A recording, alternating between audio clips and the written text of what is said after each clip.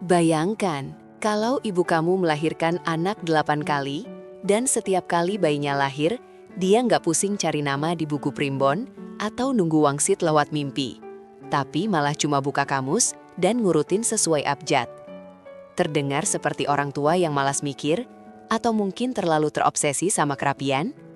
Nah, itulah yang dilakukan oleh Violet Bridgerton dalam Semesta Novel karya Julia Quinn yang sekarang lagi meledak banget di Netflix. Fenomena Bridgerton ini bukan cuma soal gaun-gaun cantik atau pesta dansa yang nggak ada habisnya, tapi ada sebuah sistem yang sangat terorganisir di baliknya. Kalau kamu merasa bingung kenapa nama anak-anaknya mulai dari Anthony sampai Hyacinth itu berurutan kayak absen di kelas, kamu nggak sendirian. Tapi percayalah, urutan abjad ini bukan cuma pajangan. Ini adalah peta jalan buat kita semua untuk masuk ke dalam labirin cinta, drama, dan skandal kaum bangsawan Inggris di era Regency. Kita harus mulai dari akarnya dulu, supaya kita paham kenapa urutan ini jadi sangat krusial. Julia Quinn, sang penulis, sebenarnya melakukan sesuatu yang sangat jenius sekaligus sangat berisiko. Dia menciptakan sebuah keluarga besar yang setiap anggotanya punya kepribadian yang kontras tapi tetap terikat oleh satu benang merah, yaitu nama mereka. Nama adalah identitas, tapi di keluarga Bridgerton, nama adalah takdir. Urutan abjad ini membantu pembaca dan sekarang penonton untuk melacak siapa yang sudah mendapatkan kebahagiaannya dan siapa yang masih antre di ruang tunggu cinta. Mari kita bedah satu persatu, mulai dari A sampai H. Pertama, kita punya Anthony Bridgerton dalam buku kedua yang berjudul The Viscount Who Loved Me. Anthony adalah si sulung yang memikul beban dunia di pundaknya. Dia ibaratnya adalah CEO perusahaan keluarga yang kaku dan galak. Tapi, Julia Quinn memberikan dia lawan yang sepadan, yaitu Kate Sheffield, kiasan musuh jadi cinta yang paling legendaris. Lalu kita bergeser ke B, yaitu Benedict Bridgerton dalam buku An Offer from a Gentleman. Kalau Anthony adalah si kaku, Benedict adalah jiwanya seniman yang merasa tersesat dalam ekspektasi sosial. Ceritanya sangat kental dengan nuansa Cinderella, ada pesta topeng dan cinta beda kasta. Nah, sekarang kita sampai pada abjad C, yaitu si favorit banyak orang, Colin Bridgerton, dalam buku Romancing Mr. Bridgerton. Colin adalah definisi dari friends to lovers, yang bikin jantung mau copot. Dia pria yang suka keliling dunia, tapi sebenarnya dia merasa hampa. Di sisinya ada Penelope Featherington, yang dianggap sebelah mata oleh semua orang.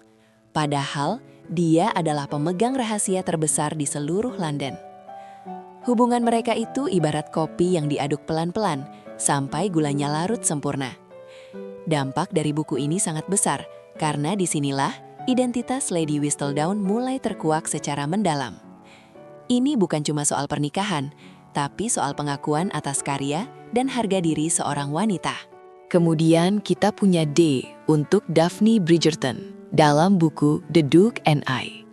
Meskipun dia anak keempat, secara teknis ini adalah buku pertama yang memperkenalkan kita pada dunia Bridgerton. Daphne adalah bunga yang baru mekar di musim perjodohan. Dia terjebak dalam permainan pura-pura tunangan dengan Simon Basset, sang Duke of Hastings. Ini adalah contoh klasik dari fake dating yang ujung-ujungnya malah baper beneran. Daphne adalah pintu masuk yang paling sempurna. Lewat perspektifnya, kita belajar tentang aturan main di masyarakat kelas atas Inggris, tentang pentingnya reputasi, dan betapa rapuhnya posisi seorang wanita kalau dia nggak pintar memainkan kartunya. Kita lanjut ke abjad E, si pemberontak favorit kita, Eloise Bridgerton, dalam buku To Sir Philip with Love. Eloise adalah karakter yang paling relate sama anak muda zaman sekarang yang nggak mau cuma sekadar menikah. Dia mau pendidikan, dia mau kebebasan. Tapi di bukunya, kita melihat sisi rentan dari Eloise. Dia merasa kesepian setelah sahabatnya, Penelope, menikah. Akhirnya dia melakukan hal yang sangat nekat di zamannya, yaitu kabur untuk menemui seorang pria yang selama ini cuma jadi teman korespondensinya lewat surat. Eloise membuktikan bahwa menjadi kuat itu nggak berarti kamu nggak butuh orang lain. Ceritanya lebih gelap dan lebih emosional karena membahas tentang duka dan trauma. Selanjutnya adalah F, Untuk Francesca Bridgerton, dalam buku When He Was Wicked. Ini adalah buku ke-6. Dan jujur saja, ini adalah buku yang paling dewasa dan paling emosional di antara semuanya. Francesca sering dianggap sebagai anak yang paling pendiam dan misterius. Ceritanya berfokus pada kehilangan dan kesempatan kedua. Dia jatuh cinta pada sepupu dari mendiang suaminya. Bayangkan betapa rumitnya perasaan itu. Ada rasa bersalah, ada gairah yang tertahan, dan ada tekanan dari masyarakat. Francesca adalah pengingat bahwa hidup terus berjalan, bahkan setelah badai paling besar sekalipun menghantam kita. Julia Quinn menunjukkan bahwa cinta nggak selalu bersih dan rapi. Kadang, cinta itu berantakan. Lalu ada G, yaitu Gregory Bridgerton dalam buku On the Way to the Wedding. Sebagai anak ketujuh, Gregory adalah seorang romantis sejati yang percaya pada cinta pada pandangan pertama. Tapi dia sering jatuh cinta pada orang yang salah. Ceritanya penuh komedi situasi dan kekacauan. Terakhir, kita sampai pada H, si bungsu yang cerdas, Hyacinth Bridgerton, dalam buku It's in His Kiss. Hyacinth adalah perpaduan antara kecerdasan Eloise dan kepercayaan diri Anthony. Dia sangat suka teka-teki dan berburu harta karun rahasia bersama Gareth Sinclair. Ini adalah penutup yang sangat manis, karena Hyacinth mewakili generasi baru Bridgerton yang lebih berani dan modern, menunjukkan bahwa setiap individu punya ruang untuk menulis sejarahnya sendiri. Melihat urutan A sampai H ini, kita bisa menyimpulkan satu hal besar. Julia Quinn nggak cuma bikin urutan abjad buat gaya-gayaan, dia membangun sebuah ekosistem. Setiap buku memperluas dunia tersebut. Misalnya, saat kita membaca buku Colin, kita mendapatkan informasi baru tentang apa yang terjadi pada Anthony atau Daphne setelah mereka menikah.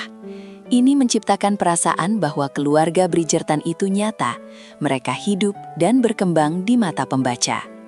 Dampaknya sangat luar biasa terhadap genre romansa sejarah.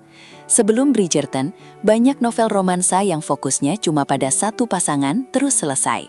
Tapi Julia Quinn membawa konsep seriality atau kesinambungan yang bikin orang ketagihan. Kenapa kita sangat terobsesi sama urutan ini? Karena urutan abjad memberikan rasa keteraturan yang menenangkan. Kita tahu setiap anggota keluarga Bridgerton pada akhirnya akan mendapatkan happily ever after. Jadi, kalau kamu mau mulai mengikuti alur cerita Bridgerton, saran saya adalah ikuti urutan bukunya. Jangan cuma terpaku sama urutan musim di Netflix, karena mereka sering mengacak urutan abjad ini demi kebutuhan drama televisi. Pada akhirnya, seri Bridgerton adalah sebuah perayaan tentang manusia. Julia Quinn sudah memberikan kita petanya dari A sampai H, tugas kita sekarang adalah menikmati setiap langkah perjalanannya. Jadi, sudah siap untuk menyelami dunia abjad penuh skandal ini dari awal? Pastikan kamu nggak melewatkan satu huruf pun. Gimana menurut kalian ceritanya? Tulis di kolom komentar ya. Jangan lupa support Clipsentik dengan like dan subscribe. Kita lanjut ke cerita lainnya di video berikutnya.